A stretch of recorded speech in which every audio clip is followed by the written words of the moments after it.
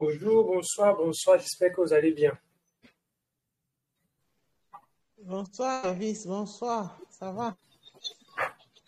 Ça va? On ne s'est pas Ok. trop fait l'idée cette semaine. Il dit, On ne s'est pas trop fait l'idée cette semaine. ah, vous ne vous êtes pas trop fait liquider cette semaine. Oui.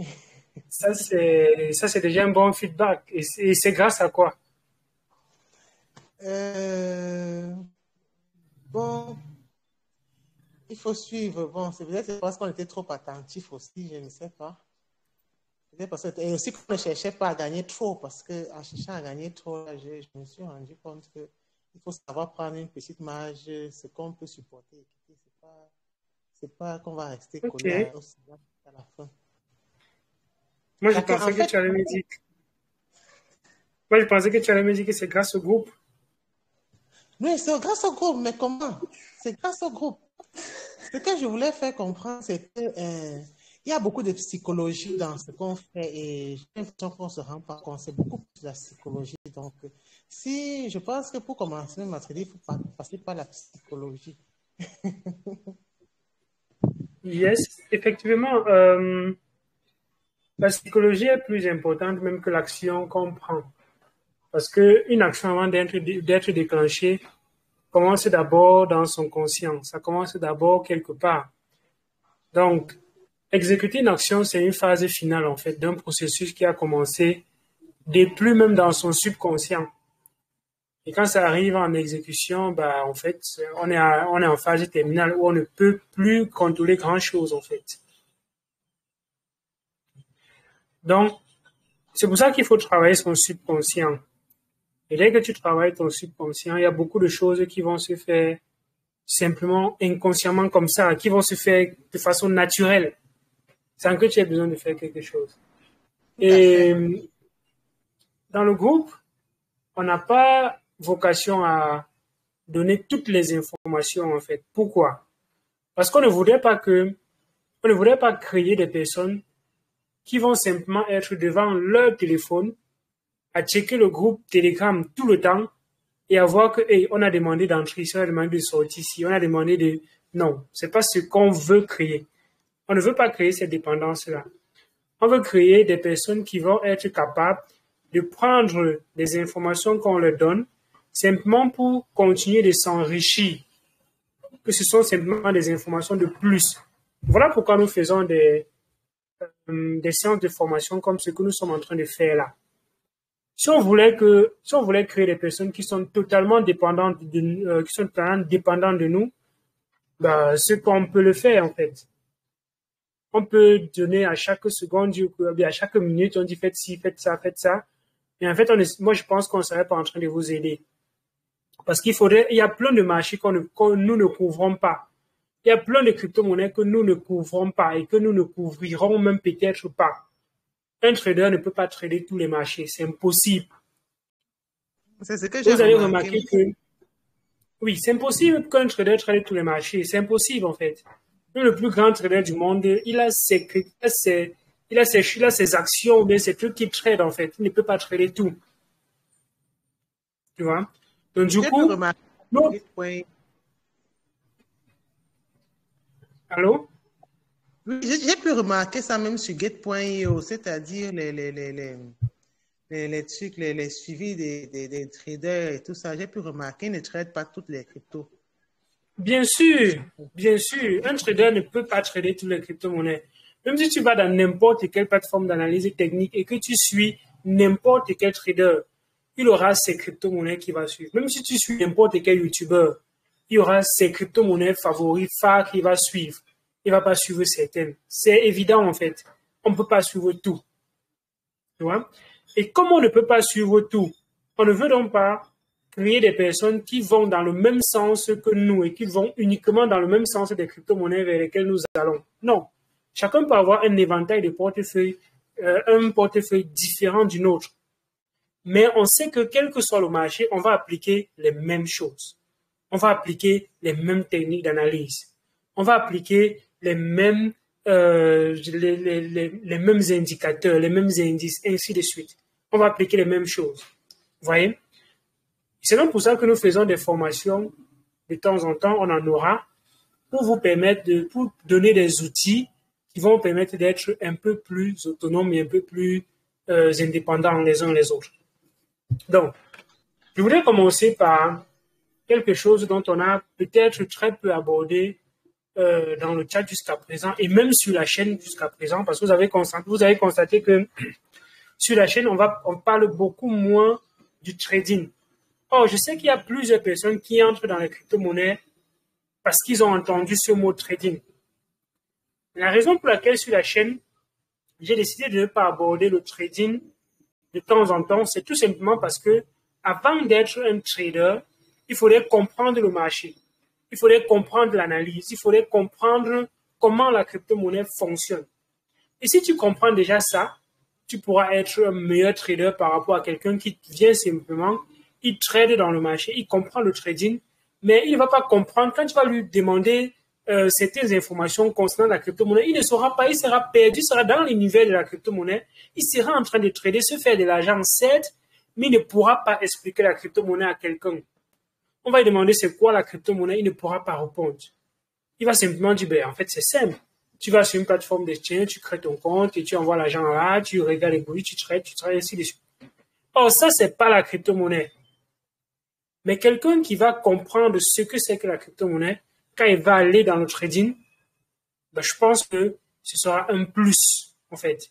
Il pourra être facilement un investisseur, il pourra, même s'il ne veut pas trader, au moins il va dire, je ne trade pas, mais je comprends la DeFi, par exemple. Ou bien une stratégie de trading que je vais cumuler avec la DeFi. J'ai une stratégie de trading que je vais cumuler avec une stratégie d'investissement, par exemple. Or, quelqu'un qui ne comprend pas cet écosystème avec tout ce qui navigue autour, la DeFi, le staking, le lending, quelqu'un qui ne sait pas qui peut, au lieu d'accumuler les crypto-monnaies, peut aller prêter sur une plateforme, prendre du crédit, venir trader avec, aller rembourser son crédit et faire des opérations comme ça, il est assez limité dans ses possibilités. Il est assez limité. Donc, voilà pourquoi, jusqu'à présent, sur la chaîne, je me suis focalisé sur l'investissement, sur la maîtrise de l'écosystème. Et maintenant, je pense qu'il faut que j'entre dans le trading parce qu'il y a plein de personnes qui ont cette maîtrise de l'écosystème-là et on va entrer dans le trading sur la chaîne aussi. Bon, cette vidéo, c'est vrai qu'elle est réservée pour le groupe du suivi, mais je vais également la poster sur la chaîne YouTube pour permettre à ceux-là qui sont également hors de notre groupe suivi de profiter de ces éléments-ci, bien qu'ils ne vont pas profiter des signaux. Les signaux, c'est autre chose. On va parfois faire des analyses des projets comme les pépites et on va donner comme on donne souvent. OK. Donc, avant de continuer, je voudrais faire une explication très, très détaillée sur la différence qu'il y a entre croisé et isolé. Qui peut m'expliquer la différence? J'ai déjà expliqué la différence, mais qui peut encore m'expliquer cela? Bon, je vais expliquer un peu ce que j'ai compris la dernière fois. OK. Bonsoir Patrice, bonsoir Talou, bonsoir David. Je vais essayer d'expliquer un peu ce que j'ai compris la dernière fois.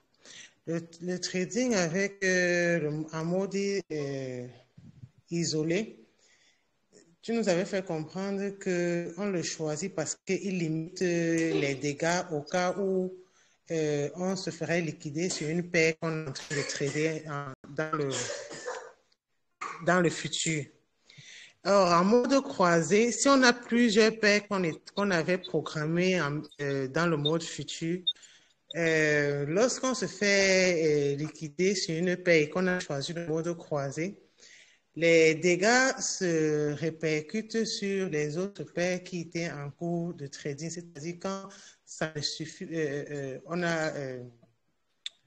quand on se fait liquider, ou bien quand on doit encore de l'argent à la plateforme, ça se répercute sur les autres paires qui sont en train d'être tradés dans le futur. Je pense qu'on avait choisi le mode isolé pour limiter les dégâts. OK. En fait, c'est correct, mais je pense dans cette explication, on ne va réellement pas comprendre le sens, en fait. Et je vais maintenant vous expliquer le sens. Quand on trade en croisée, ça veut dire que la liquidité est partagée dans toutes les positions que je prends. C'est-à-dire quoi?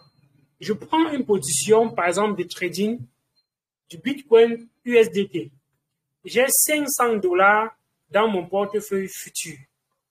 Je prends une position de trading long sur le BTC et le USDT et je mets 100 $ dans cette position. 100 $ pour cette position, par exemple. Est-ce que quand j'ai pris cette position, les 100 $ là ne font plus partie de mon portefeuille? Si j'ai choisi croiser, alors ces 100 $ seront retenus pour la position que j'ai prise. Si j'ai choisi plutôt isolé. Si j'ai choisi isolé, les 100 $ seront retenus pour cette position du Bitcoin BUSD que j'ai prise. Mais par contre, si j'ai choisi croisé, ça veut dire que la liquidité qu'il y a encore dans mon portefeuille est 500 $. Mais par contre, si j'ai choisi isolé, alors la liquidité qui reste disponible dans mon compte pour d'autres trades, c'est 400 $. Parce qu'on va isoler ces 100 $ là pour le trade que je viens de prendre en Bitcoin USDT. Si j'ai choisi croisé, je peux prendre même autant de trades, même si je peux mettre un trade de 200 $ sur le Bitcoin USDT, je mets un trade de 200 $ sur peut-être Ethereum USDT, je mets encore un trade de 200 $ sur une autre paire. Vous voyez que ça fait il y a 3 trades de 200 $. Mais en réalité, ces 3 trades-là, la valeur, c'est déjà 600 $, n'est-ce pas? Mais par contre, j'ai seulement 500 $ dans mon portefeuille. Comment c'est possible? Tout simplement parce que la liquidité est partagée entre tous ces différents trades. Et alors, si il arrive que une position se fasse liquider, c'est là où il ne va plus me rester que 300 $ dans la liquidité qui est partagée entre les deux autres trades restants. Parce qu'il y aura 200 $ qui se sont déjà fait liquider. OK? Donc ces différents trades-là partagent la même quantité de liquidité. Donc, c'est quand vous allez peut-être comprendre ça quand vous allez placer plusieurs trades. Tu as 100 $, mais tu places même 5 trades de 50 $. Tu vois que 5 trades de 50 $, ça fait 250 $. C'est tous ces trades-là. Si tu es gagnant sur tous ces trades, tu annules, tu vas voir les bénéfices de tous ces trades-là venir s'ajouter dans ta liquidité. Mais par contre, si tu te fais liquider, ou bien si tu perds de l'argent sur chacun de ces trades, ça va également diminuer dans ta liquidité totale. OK? Ça veut dire quoi? Si donc il y a un trade, j'ai mis 5 trades de 50 $, oh, j'ai une liquidité de 100 $ dans mon portefeuille. Il y a un trade de 50 $ qui s'est fait liquider. Ça fait que il ne me reste plus que la liquidité de 50 $ dans mon portefeuille. Et les 4 autres trades qui sont encore en cours, les 4 autres positions qui sont encore en cours, partagent maintenant 50 $ de liquidité. Donc, si à un moment donné, j'annule un trade où j'ai perdu 10 $, ça veut dire que les 3 autres trades se partagent maintenant 40 $ de liquidité. Donc, si à un moment donné, il y a un autre trade de 50 $ qui s'est fait liquider, bien qu'il arrive à 40 $, par exemple, donc moins 40 $ de bénéfices, on va fermer ce trade parce qu'il y a 40 $ de liquidité. Donc, on va annuler cette position, on va liquider ta position et on va fermer toutes les autres positions qui étaient ouvertes parce qu'il n'y a plus de liquidité. Vous voyez un peu la différence entre croisé et isolé. Par contre, quand c'est isolé, je ne peux prendre les trades que avec la quantité de liquidité garantie que j'ai. Donc, si j'ai 100 $ de liquidité et que je choisis isolé et que je veux prendre 4 positions, je ne peux pas prendre les positions supérieures à 100 $. C'est impossible avec isolé. Je ne sais pas si on a bien compris la différence.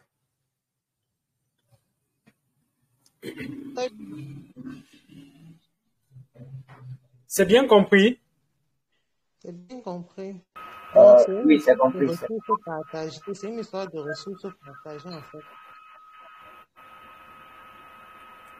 Oui, effectivement, c'est une question de... En fait, c'est la liquidité partagée. La ressource est partagée quand on choisit croiser. Or, quand on choisit isoler, la ressource est bloquée et isolée dans le trade qui est ouvert uniquement.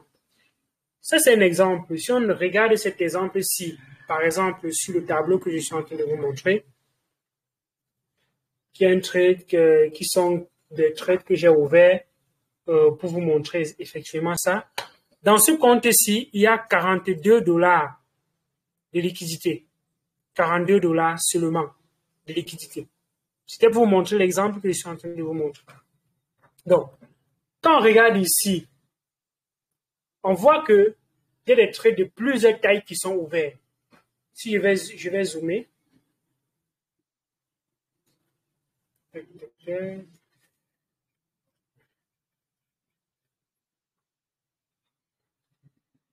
Oh là là.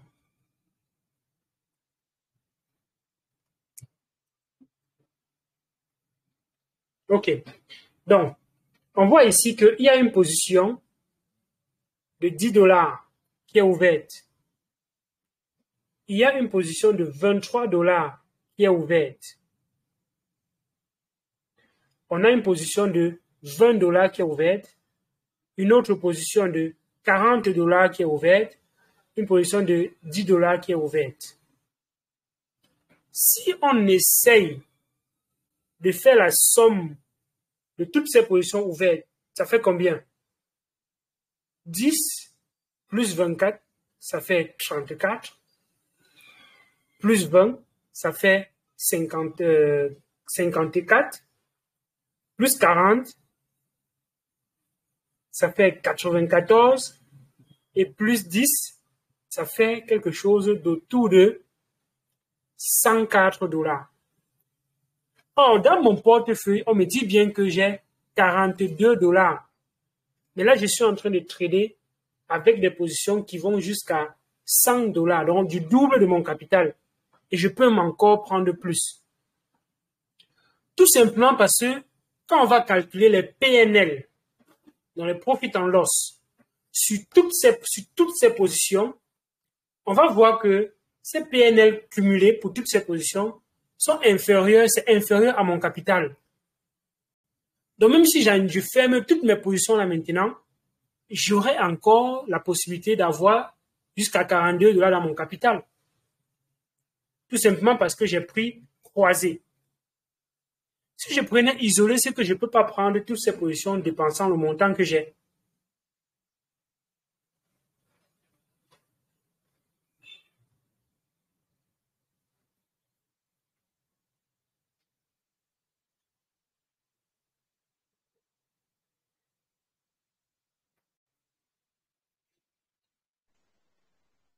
Donc ça, quand on débute, c'est mieux de commencer par isoler. C'est mieux de commencer par isoler quand on débute. Pourquoi j'ai dit ça? Parce que si vous ne maîtrisez pas, si vous ouvrez beaucoup de trades, ce qu'on appelle le gambling, et que vous ne maîtrisez pas et que vous ne surveillez pas tous vos trades, je suis désolé qu'il y a un qui va se faire liquider là et ça peut justement fermer toutes les autres positions.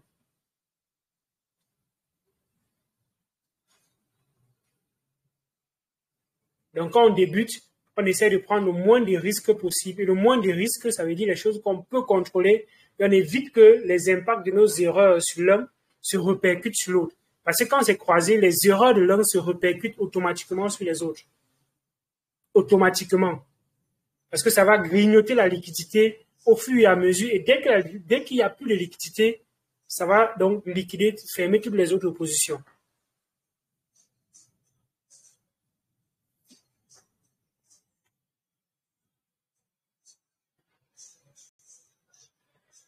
Okay. Donc, est-ce qu'il y a des questions? Je sais qu'il doit y avoir beaucoup de questions. Posez les questions.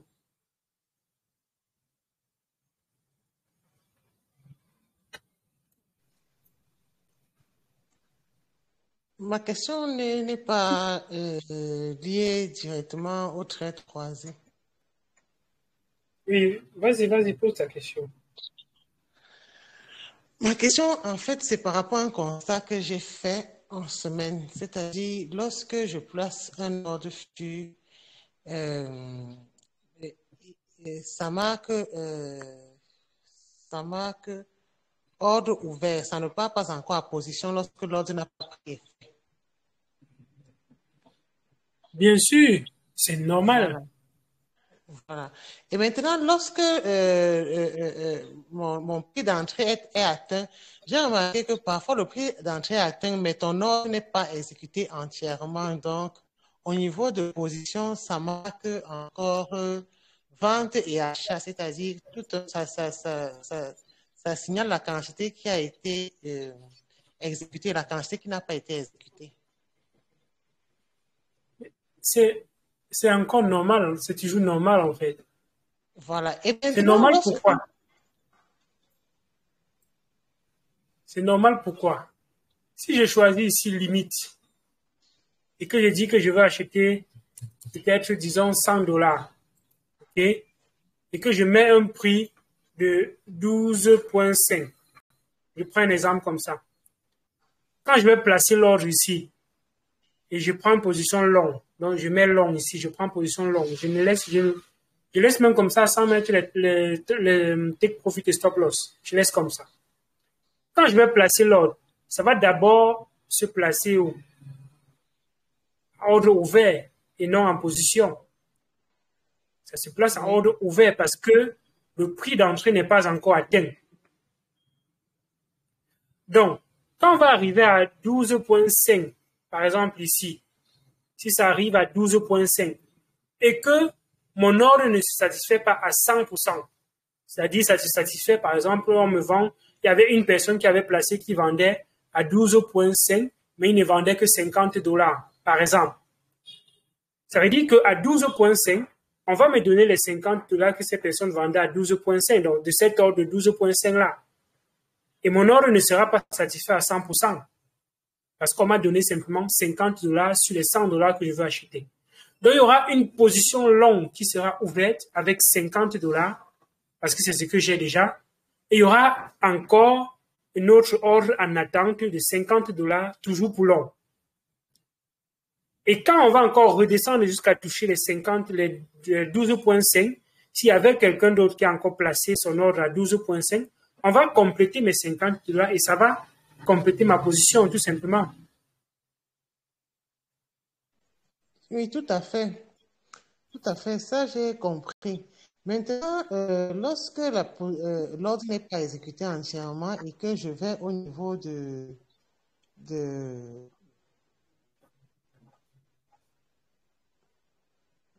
et que je vais maintenant au niveau de position, de Oui, position. Oui, là j'étais en train de suivre l'évolution. Entre-temps, l'ordre n'est pas exécuté entièrement et que je me rends compte que peut-être je suis en perte. Je suis en perte. Et oui. l'ordre n'est pas exécuté entièrement. Qu'est-ce qui se passe lorsque je fais fermer toutes les positions? Mais si tu fais fermer toutes les positions, ça veut dire que l'ordre qui n'a pas été satisfait, la crypto-monnaie qui avait été prévue pour acheter cet ordre-là, ça retourne dans ton portefeuille futur et ça annule tes positions en ajoutant ou bien en retirant les PNL. S'il y a les PNL qui sont déjà négatifs, ça va débiter cela. S'il y a les PNL positifs, ça va créditer ton compte, tout simplement. Ça ne va pas prendre la position en tenant compte de tout ce que tu avais mis au départ. Non, ça tient compte de la position uniquement en tenant compte de ce qui a été satisfait, donc de l'ordre qui a été satisfait, la quantité de l'ordre qui a été satisfait. Tu vas placer un ordre de 50 dollars. Il y a 200 dollars, il y a simplement 50 dollars qui est satisfait, il y a autre 50 dollars en attente. Le PNL ne sera pas calculé en fonction des 100 dollars. Non, ça sera calculé à partir de 50 dollars qui a été satisfait. Parce que c'est ça qui est en ordre, c'est ça qui est en position. Ce que je veux savoir en fait aussi, c'est que Euh, Lorsque je ferme les positions, est-ce que je reste seulement avec les USDT ou bien je reste aussi avec des cryptos non vendus ou non achetés? Ça dépend. Là, par exemple, je suis en train de placer une position. Je dis, OK, le prix, je le mets en USDT, mais je veux à la fin récupérer les Aptos, par exemple. Taille APT.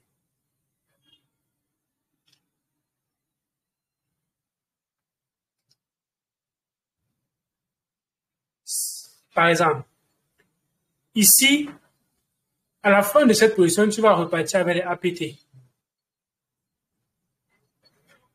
On peut même configurer ça quelque part dans les stop loss. Il y a le truc avancé ici. Et tu peux définir les ventes de l'USDT. Je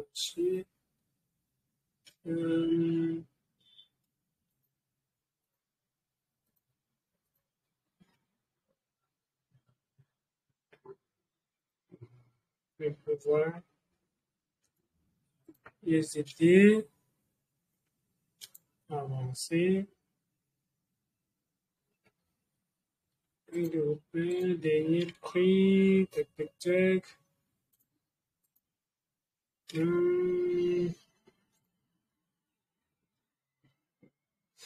Bon. En fait, ça dépend de... Ici, on est sur quelle paire? Ici, on est sur la paire APT USDT. Donc, normalement, si tu... Quand je choisis USDT ici, ça veut dire que ce qu'on va me donner à la fin, c'est USDT. Si je choisis APT, ça veut dire ce qu'on va me donner à la fin, c'est APT. Donc, si je mets 5 APT ici, par exemple, je peux placer mon ordre. Mon ordre a été placé et il est là, quelque part ici dans les ordres ouverts. Ça veut dire à la fin de ce trade-ci, ce que je vais repartir avec, c'est les APT. Voilà, c'est ça que je veux savoir. Et maintenant, lorsque je ferme mes positions et que cette quantité n'a pas été entièrement vendue, ça veut dire à la fin du trade dans le futur, là, est-ce que je me trouve en même temps avec les USDT et les APT? Je ne sais pas, je veux savoir. Les USDT, c'est ce que tu as déjà dans ton portefeuille, par exemple. Les APT, c'est ce qu'on doit te donner dans ton PNL. Si c'est en plus, ce qu'on doit te payer avec, c'est les APT. Si c'est en moins, ça déduit sur ce que tu as comme capital. On ne peut pas déduire sur ce qu'on n'a pas, en fait. Si tu as, par exemple, droit à 5 dollars comme PNL, donc c'est plus 5 dollars, par exemple. Quand tu vas fermer ta position, c'est 5 dollars, on te donne ça en APT. Parce que tu as dit que c'est ce que tu voulais. Ah bon, hein?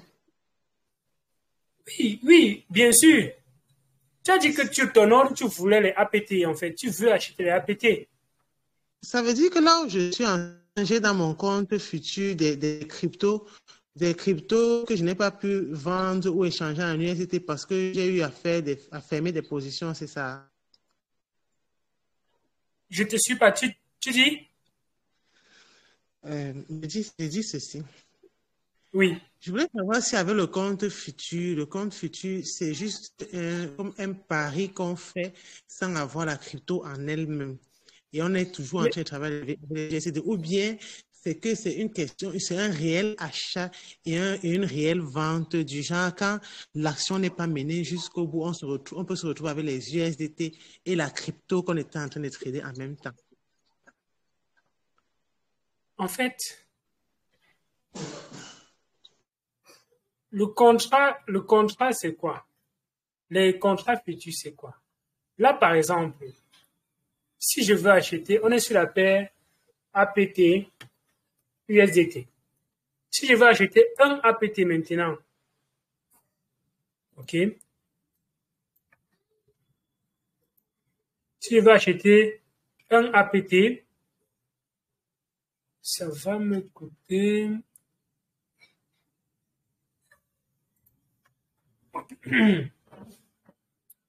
Tac, tac, tac. En fait, c'est quoi?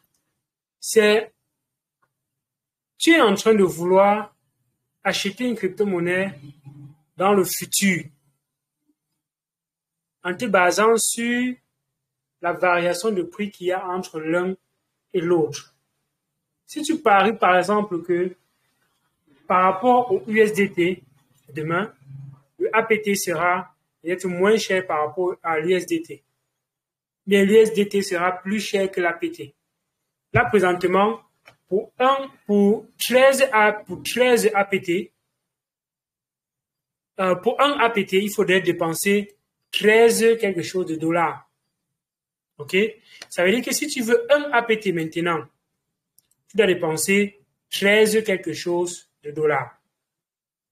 Quand tu prends maintenant une position long, qu'est-ce que tu dis? Tu es en train de dire que le prix de l'APT va chuter par rapport au dollar. C'est-à-dire que pour un APT, pour acheter un APT, maintenant, tu dois dépenser, quand tu prends long, ça veut dire que le prix de l'APT va s'apprécier par rapport au dollar. Ça veut dire que pour acheter dorénavant un APT à l'avenir, tu vas dépenser plus de dollars. D'accord? Ça veut dire qu'avec tes dollars de maintenant, si tu veux, si tu as de l'APT, au lieu de vendre tes APT maintenant, tu dis non, je veux vendre ça plutôt demain. Donc, tu viens ici, tu places plutôt tes APT. Comment je dis? Tu viens ici, tu places plutôt tes APT que tu veux vendre. Tu places tes APT et tu dis, je veux qu'on me donne le dollar, mais plutôt dans le futur. On me donne les dollars dans le futur. Mais si tu as les USDT et que tu veux plutôt acheter les APT, comme le prix de l'APT va, en fait, là, tu parlais que le prix de l'APT va augmenter. OK? Tu prends donc position maintenant avec tes dollars, maintenant, avec 13 dollars maintenant. On te dit, OK, comme tu as pris une position maintenant, le prix, peut-être demain, c'est à 15 dollars. D'accord? Mais tu as pris un risque. Tu as pris un risque maintenant parce que si ça n'allait pas dans le bon sens, dans le sens que tu souhaites, on allait liquider on allait prendre ton argent. Mais comme tu as pris ce risque-là, avec un effet de levier, tu vas avoir beaucoup plus de dollars pour acheter également les APT dans le futur. Parce que le prix s'est apprécié. Donc, si tu avais 13 dollars maintenant et que tu voulais acheter un APT, quand le APT va passer à peut-être 14 dollars, bien à 15 dollars, tu n'auras plus 13 dollars. OK? Tu auras peut-être 13 et un différent de 2. Avec un effet de levier de peut-être 5, tu auras peut-être 2 fois 5, je prends un exemple comme ça, ça va te faire peut-être 10. Donc, tu n'auras plus un APT dans le futur, mais tu auras plutôt un point quelque chose APT, peut-être 2 APT. Ou bien 1,5 APT, par exemple. Parce qu'il y a eu ce risque que tu as pris, avec cette marge de prix-là et ton effet de levier, tu vas donc repartir avec plus que de APT par rapport à si tu achetais les APT maintenant. Même comme le APT est devenu plus cher. Je ne sais pas si je me fais comprendre. J'ai bien compris. Ça veut dire qu'on repart avec les USDT à la fin et non la crypto. Si j'ai choisi APT ici, à la fin, je vais repartir avec les APT parce que je veux acheter les APT. Là, ici, c'est avec les APT que je vais repartir. Si je ferme ma position, on va prendre les PNL. Les PNL, on me donne ça en APT.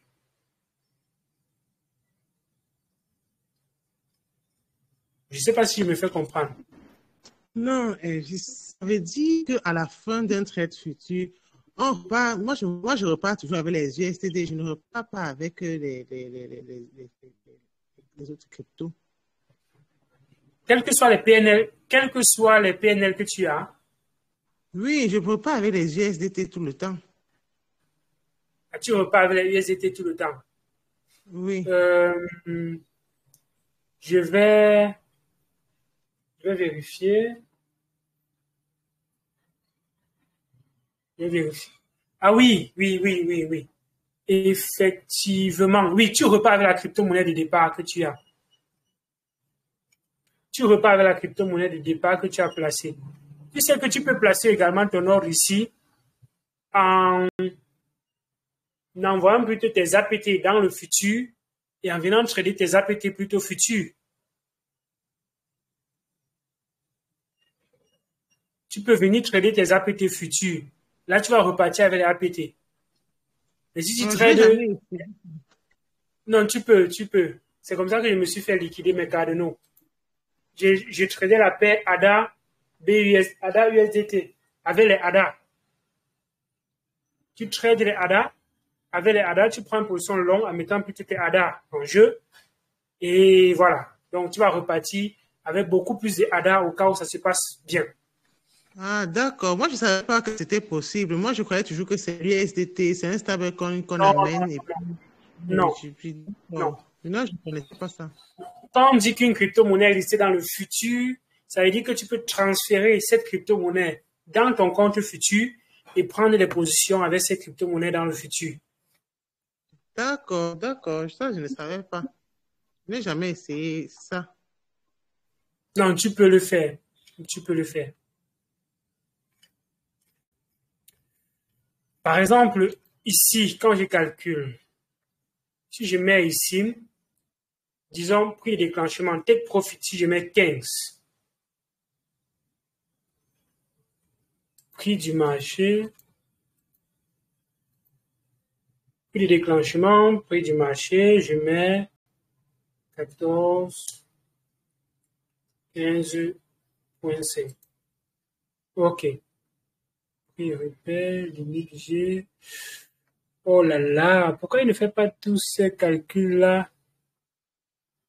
Parce qu'il fait jusqu'à te dire combien d'argent est-ce que tu rentrerais avec. Si je regarde cette position-ci, ok, je vais regarder une position qui est ouverte.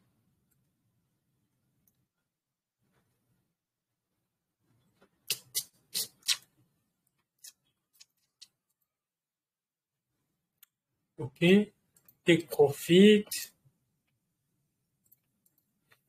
On a $1, par exemple.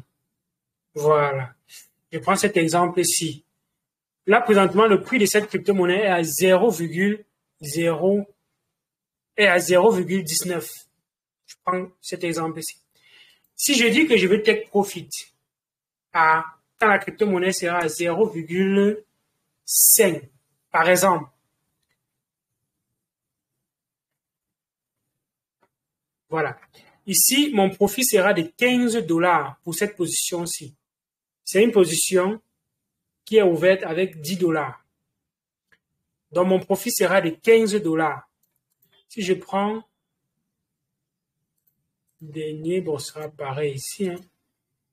OK. Tu vois? Mais par contre, si la crypto-monnaie passe à 0,01, tout simplement, 0,01, je vais avoir une perte de moins, une perte de $4,98 sur la position de $10 que j'ai prise. Donc, vous voyez que pour que je perde la totalité de ma position, il faudrait que ça passe à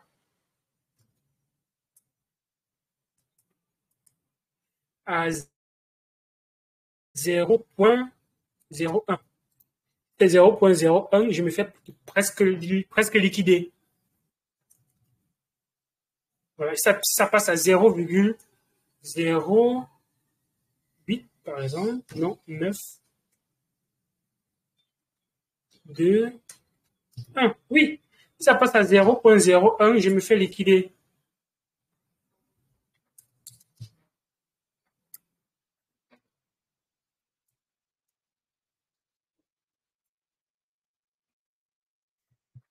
Vous voyez? Donc, comment est-ce qu'on fait pour de 0,19 à 0,01 0,01. Ça fait combien? Ça fait 10%. Ça fait presque... Ça fait combien de pourcents ici? De 0,19 à 0,01. Ça fait que sur la crypto-monnaie, la valeur est divisée par 10 environ. Si la valeur est divisée par 10,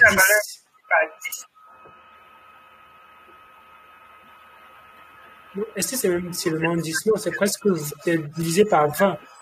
Parce que si j'ai fait 0,19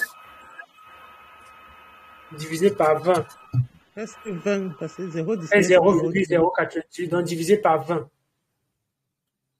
Donc si on divise par 20, ça fait combien de pourcents?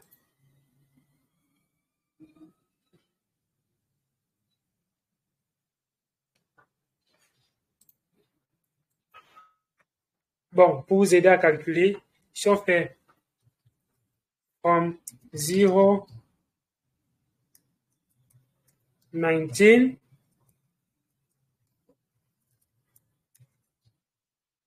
to 0,085.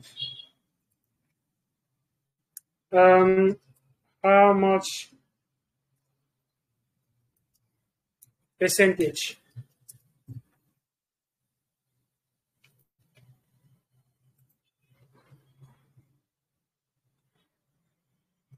Ça va faire quelque chose comme, je vais un peu voir.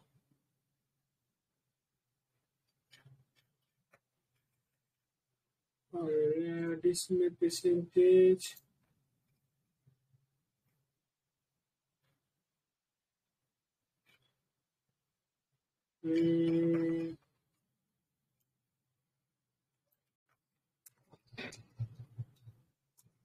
Okay, difference percentage calculator. Difference percentage.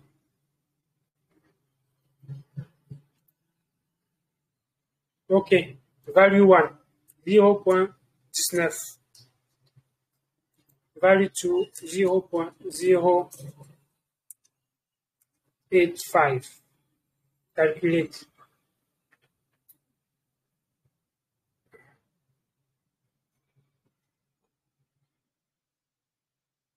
Donc, the answer is 180.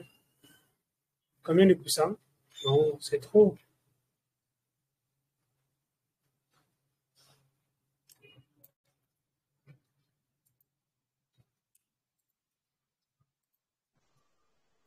L'inverse. Qu'est-ce qu'on cherche en fait?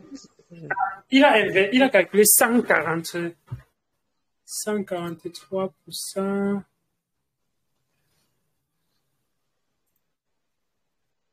Notre opération, c'est 0,1, c'est 0,199 divisé par 0,1.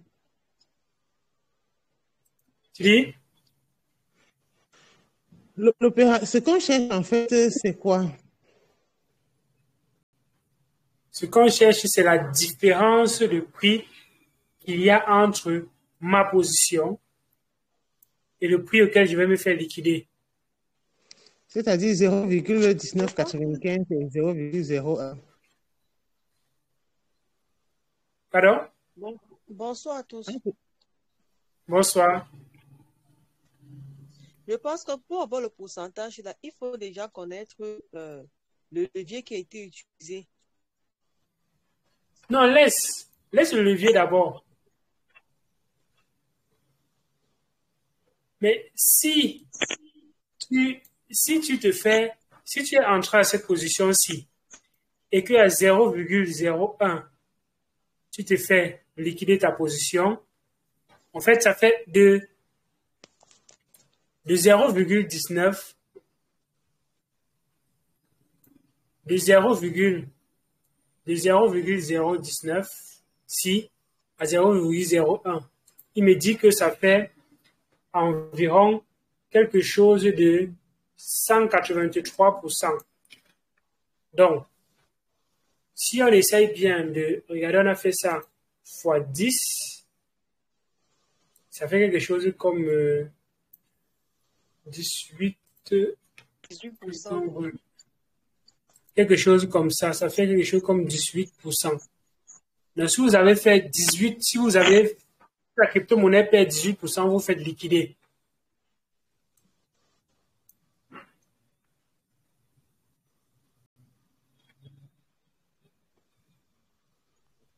Elvis, moi, j'ai une autre préoccupation au niveau des leviers. Si on peut revenir un peu dessus. Oui, vas-y. Oui, je demande comment ajuster les leviers. Parce que chez moi, j'ai essayé de cliquer sur ajuster les leviers. Mais ça ne passe pas. On me dit que ça ne peut pas se faire lorsque les ordres ouverts, mais je n'arrive pas à lire toute la raison. Lorsque, Je clique sur ajuster levier parce que sur la position, il y en a où tu peux ajuster le levier. Dans oui, les ordres, oui, non, dans position, je crois. Il y en a où tu peux ajuster oui, le toi levier. Mais tu prends tes positions comment? Tu les prends croisées ou tu prends je prends isolé. isolées? C'est Quand tu prends isolé. isolé, on n'ajuste pas les leviers. Non, ok. Quand tu prends isolé, tu peux pas ajuster le levier. Voilà l'inconvénient des isolés. Ok. Tout simplement pourquoi? Simplement parce que, en fait, quand quand tu ajustes l'effet des leviers, ajuster l'effet des leviers ne change pas le PNL. Vous allez remarquer ça. Quand tu ajustes ton effet de levier, le PNL ne change pas. C'est le pourcentage qui change plutôt. Tout simplement pourquoi? Simplement parce que il va te dire, avant d'ajuster ton PNL, avant d'ajuster ton levier, tu étais peut-être à plus quelque chose, à plus 2. OK? Après avoir ajusté ton effet de levier, je ne vais pas rechanger directement ton plus là, ton plus 2. Je vais le maintenir et je vais recommencer à calculer le nouveau PNL avec le nouvel effet de levier et venir maintenant le cumuler sur l'ancien effet de levier et sur l'ancien PNL. Donc, si avec le nouvel effet de levier, tu perds beaucoup, tu perds plus de rapidement, il va venir maintenant modifier ton PNL et c'est après un certain temps que tu vas le voir négatif. Ce n'est pas comme si dès que tu as changé ton PNL, si ça commence à aller en feu là, directement, non, pas du tout. Si tu avais un négatif, il comble d'abord le PNL négatif avant de recommencer à partir.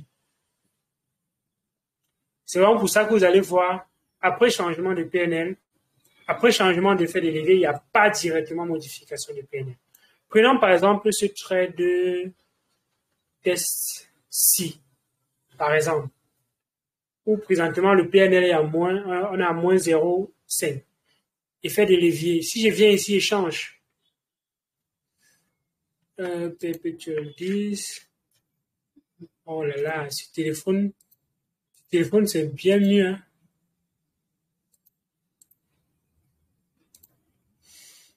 Ce téléphone c'est bien mieux que sur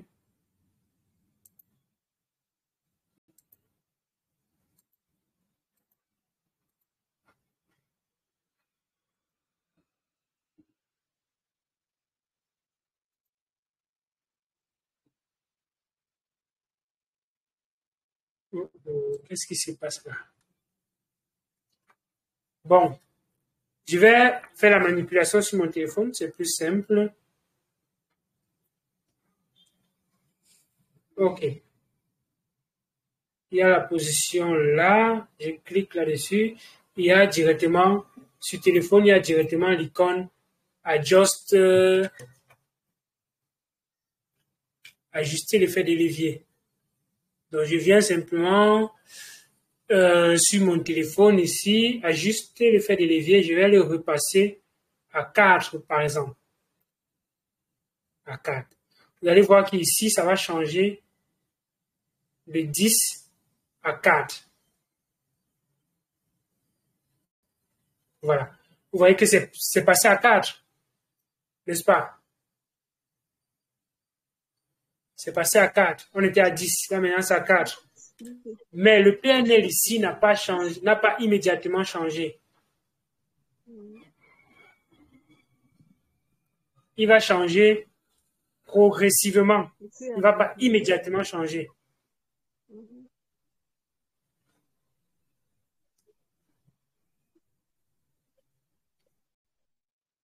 Je vais le repasser à 10. Je viens de le repasser à 10. Ça n'a pas changé ici immédiatement. Il est déjà à 10. Vous voyez, il est déjà à 10.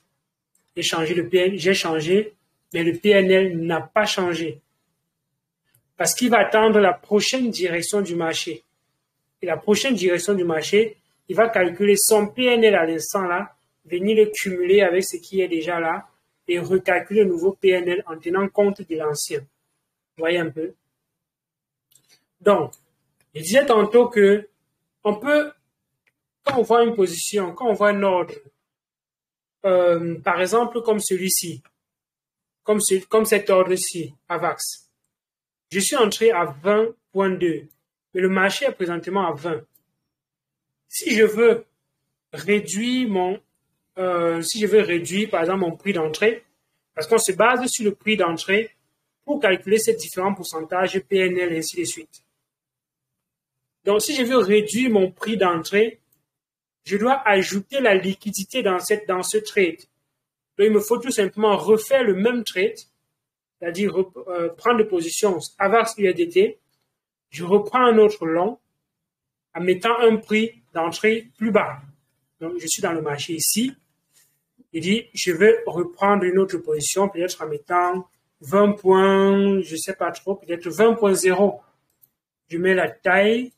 Il dit peut-être ici, 10 $. On va me dire que le minimum, c'est $20 pour ce trade. Pour ce trade-ci, c'est minimum $20. Donc, je dis, je vais mettre une taille de $21 qui équivaut à un AVAX.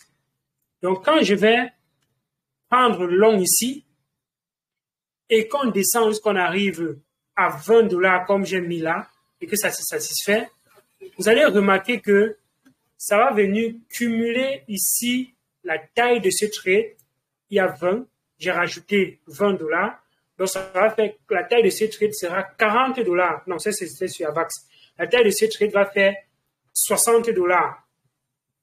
Mais maintenant, le prix d'entrée sera le prix d'entrée actuel plus le prix d'entrée que j'ai mis ici dans le dernier trade divisé par 2.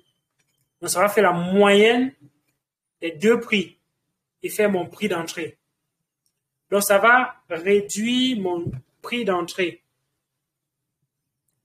Vous comprenez que ce n'est donc pas intéressant pour quelqu'un qui est en long et qui est déjà en profit et il vient augmenter la taille de son long.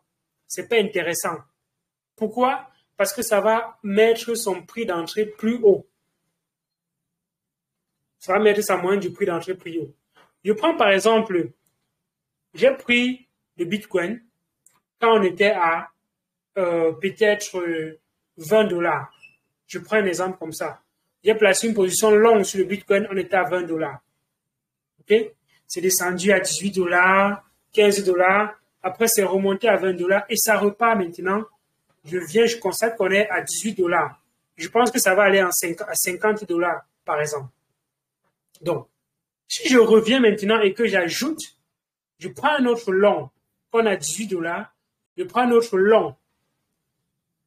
Mon prix moyen d'entrée sera, non, je suis entré à $20 par exemple, et je trouve que c'est à $23, je veux prendre un autre long. Si je prends le long, mon prix moyen d'entrée sera maintenant $21. $21, $21.5. Parce que ça va faire 20 plus 23 divisé par 2 et qui va donc faire 21,1 $.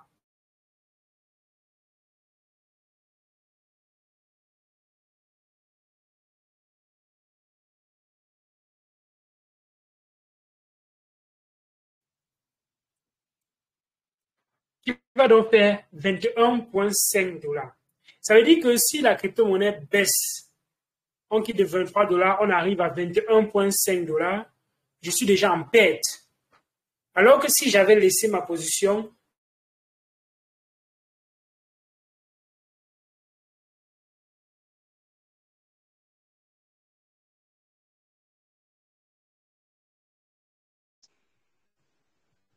On ne te suit plus.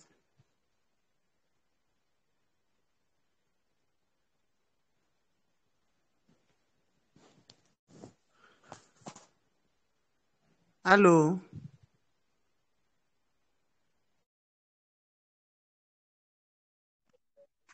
On l'entend, moi non plus, je l'entends plus. Voilà, je croyais que c'était moi seulement.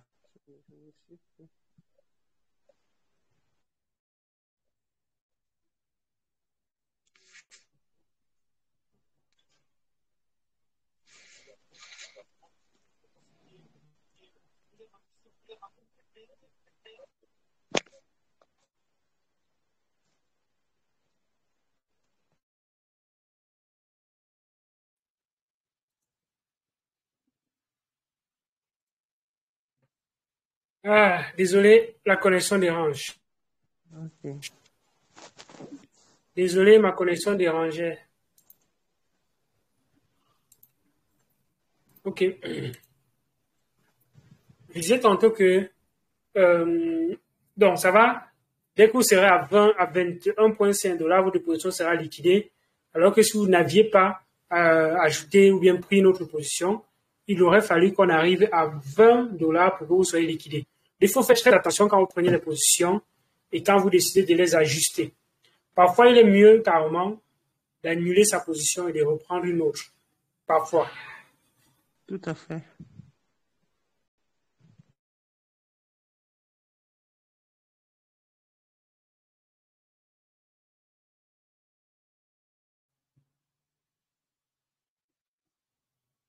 OK. Est-ce qu'il y a des questions?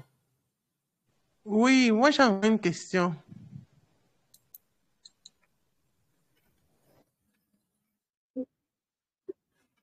Oui, vas-y.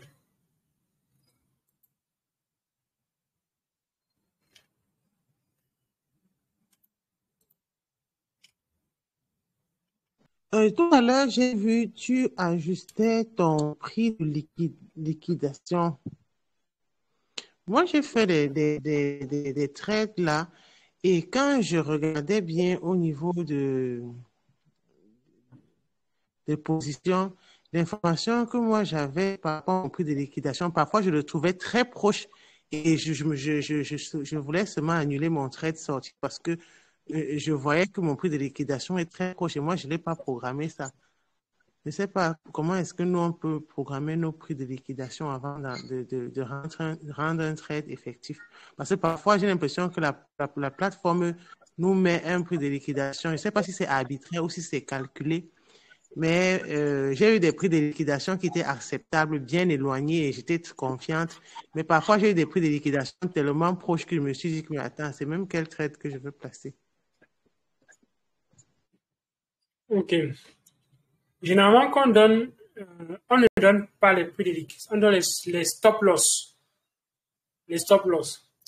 Les stop loss, ça veut tout simplement dire que si le trade arrive à ces positions-là, il est fort probable qu'on ait un retournement de tendance. Ça veut dire quoi? Supposons qu'on donne un signal et qu'on dit, OK, il faut prendre un long sur le Bitcoin. Déjà, il faut comprendre que les signaux qu'on donne, ce n'est pas pour des périodes indéterminées, c'est pour des périodes bien courtes.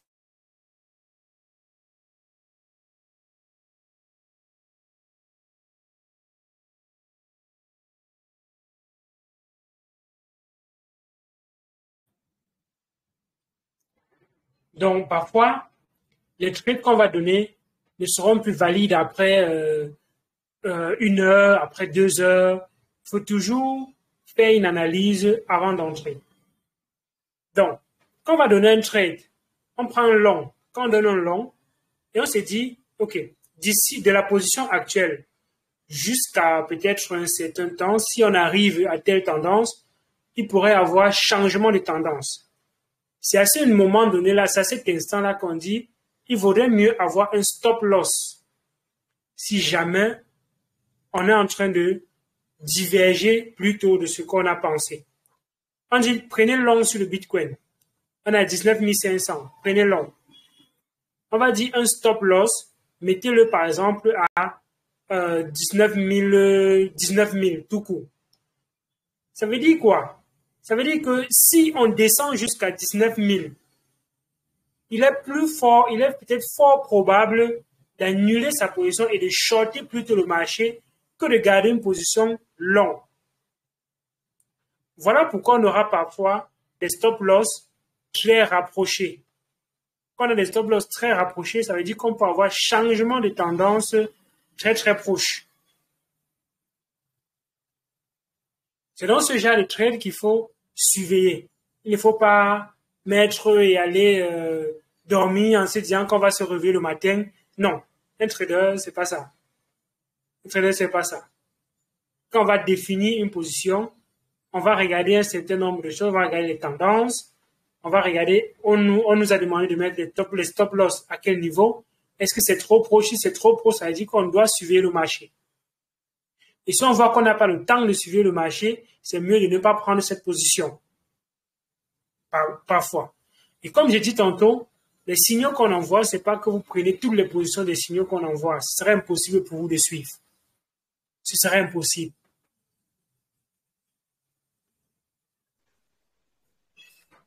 Bon, généralement, j'évite de mettre des stops, comme tu avais dit dans la première formation que nous avons fait. Généralement, j'évite de mettre des stop loss.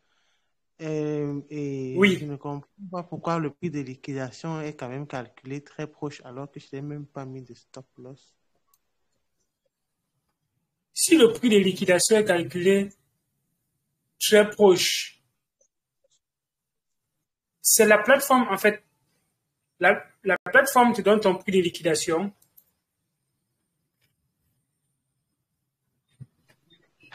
Oui, c'est la plateforme Allô? qui me... Oui, c'est la plateforme qui me met le prix de liquidation. Mais tu sais, Et du coup, quand il ne me convient pas, je supprime ma position. Ulrich, ton prix dépend de ton levier, de ton capital. Si ton capital est petit et que tu as mis un gros levier, le prix de liquidation sera très proche.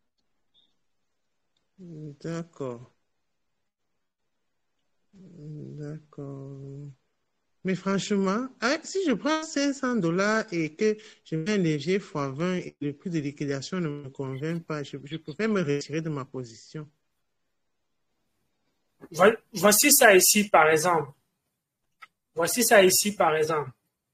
On est à AVAX USDT. AVAX USDT. Est-ce qu'on voit mon écran? Oui, très bien. Donc, je suis venu ici, tout simplement, je l'icône ici. Je prends prix de liquidation. Croisé, j'ai choisi croisé. Unidirectionnel, bon, je prends long. Effet de levier 20.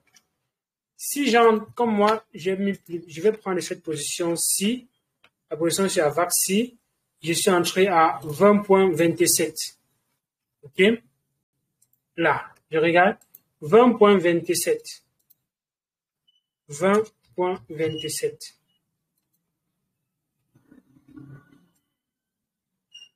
Effet de levier 20. Prix de sortie. Non, je vais calculer plutôt prix de liquidation.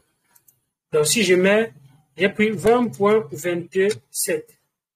La quantité que j'ai pris pour cette position, c'est combien? C'est 40, c'est disons 40 $. OK?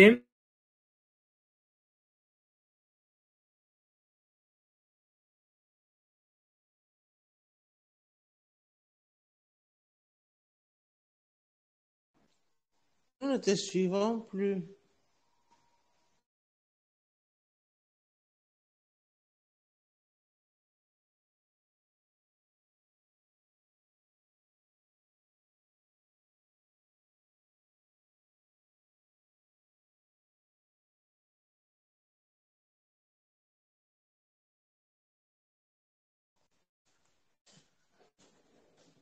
Allô?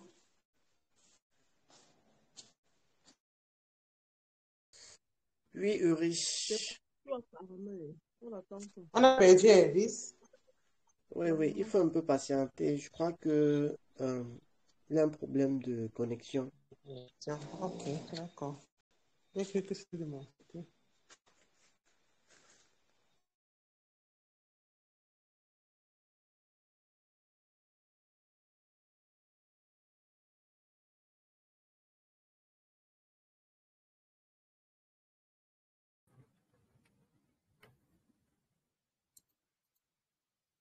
Ouais, la connexion là,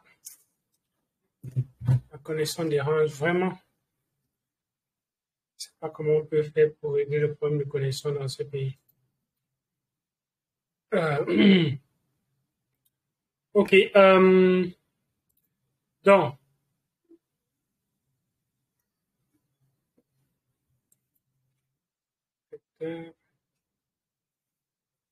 oh là là, calculer, pourquoi ça ne donne pas? Pourquoi ça ne calcule pas?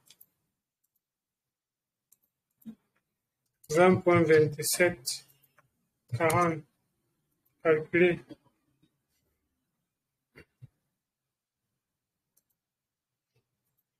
Je vais rafraîchir, hein.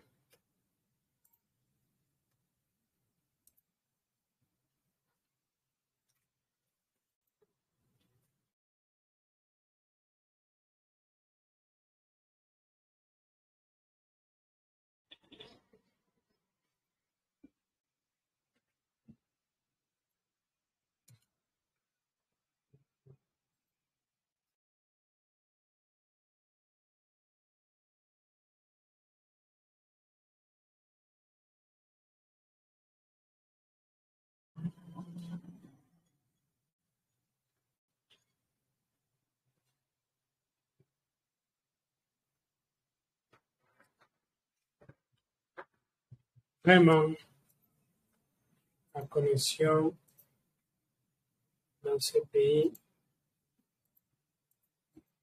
je ne sais pas comment il peut faire. Ok, puis de liquidation, 20.27 ici, quantité 40, calculer.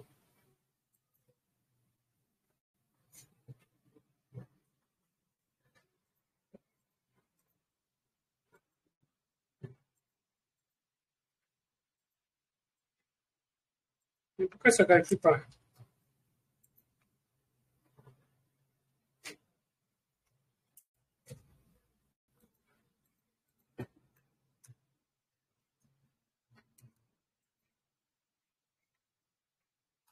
Oh là là,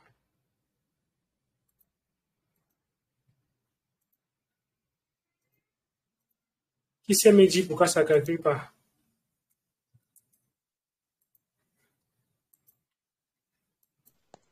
Tu veux calculer quoi?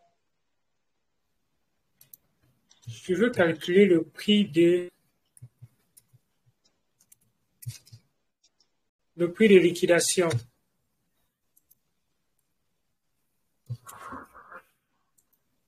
Ça doit afficher quelque part ici, mais ça ne calcule pas.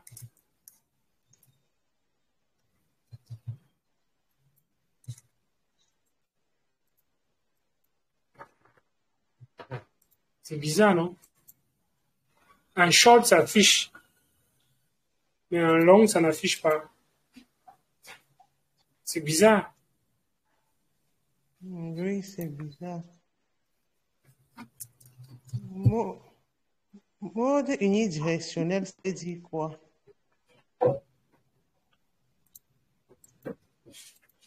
Euh,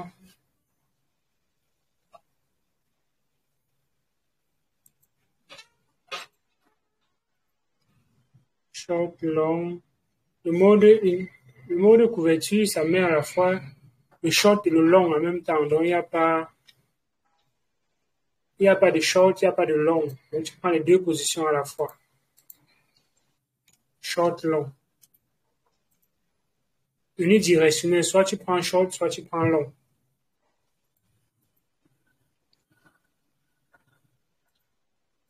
Donc, c'est quand même bizarre ici que ça ne calcule pas le prix.